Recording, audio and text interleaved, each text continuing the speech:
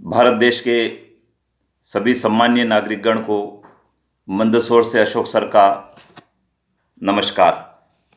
नागरिक बंधुओं, जैसा कि आपको मालूम है 2021 का वर्ष हमारी जनगणना का वर्ष था। 10 वर्ष के अंतराल पर जनगणना का कार्य होता है, लेकिन कोविड-19 के कारण कुछ समय के लिए उसमें बाधा उत्पन्न हुई है। बहुत जल्द ही अनुकूल परिस्थितियां होने पर जनगणना का कार्य प्रारंभ होगा और लाखों की संख्या में कर्मचारी करोड़ों लोगों के घर दस्तक देकर जनगणना की जानकारियों को जुटाएंगे। युवा साथियों, जब आप प्रतियोगी परीक्षा देते हैं तो जनगणना से संबंधित प्रश्नों का उस प्रतियोगी परीक्षा में समावेश होता है। तो आपके लिए भी जनगणना से संबंधित जानकारियों को जानना बहुत आवश्यक है, जिससे कि प्रतियोगी परीक्षा में आपको लाभ मिल सके। हमारे प्रगणक और सुपरवाइजर भाई जो घर घर दस्तक देकर जनगणना के काम को करेंगे, उन्हें भी जनगणना के बारे में जानकारियां विस्तार से होना चाहिए, ताकि वे नागरिकों को भी अवेयर कर पाएंगे और जनगणना के काम को भी शुद्ध ढंग से कर पाएंगे। मैं अपने वीडियो के माध्यम से आपको जनगणना के संबंध में कुछ महत्वपूर्ण जानकारियां दे रहा हूं और यह वीडियो की श्रृंखला निरंतर चलेगी। आपसे अनुरोध है कि आप इन वीडियो को जरूर देखें। आइए जानते हैं आज की इस वीडियो में हम क्या शुरुआत कर रहे हैं।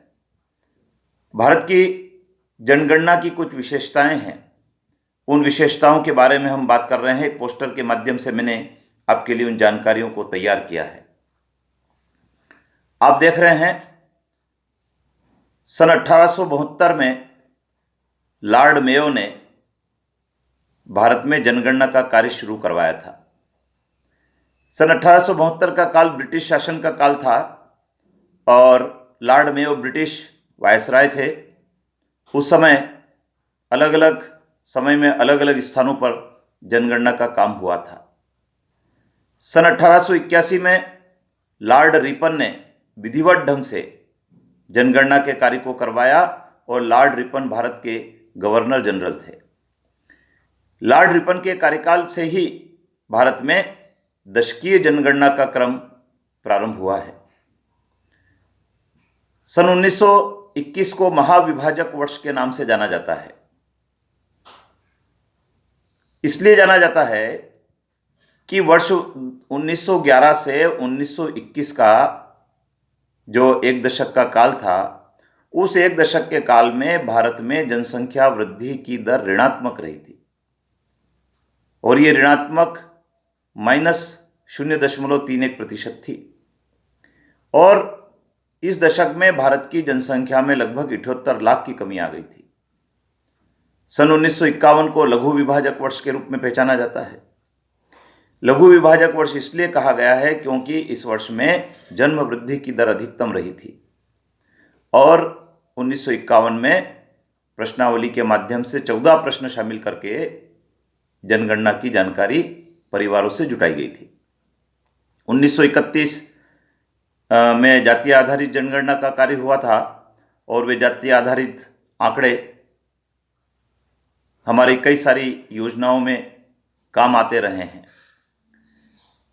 भारत की जनगणना कराने का दायित्व संविधान के अनुच्छेद 246 में भारत सरकार को सौंपा गया है। भारत सरकार का गृह मंत्रालय भारत की जनगणना के काम को करवाता है और इसके लिए महापंजीयक के निर्देशानुसार यह भारत की जनगणना का काम 10 वर्ष के अंतराल पर किया जाता है। तो ये थी हमारे भारत की जनगणना की कुछ विशेषताएं जो मैंने आपसे शेयर की है। आप मेरे वीडियो को सब्सक्राइब करें, बेल आइकन को प्रेस करें, जिससे कि भारत की जनगणना की श्रृंखला आप तक पहुंचती रहेगी और आपके नॉलेज में, आपके ज्ञान में, आपकी जानकारी में वृद्धि होगी। आप जागरूक होंगे। धन्यवाद।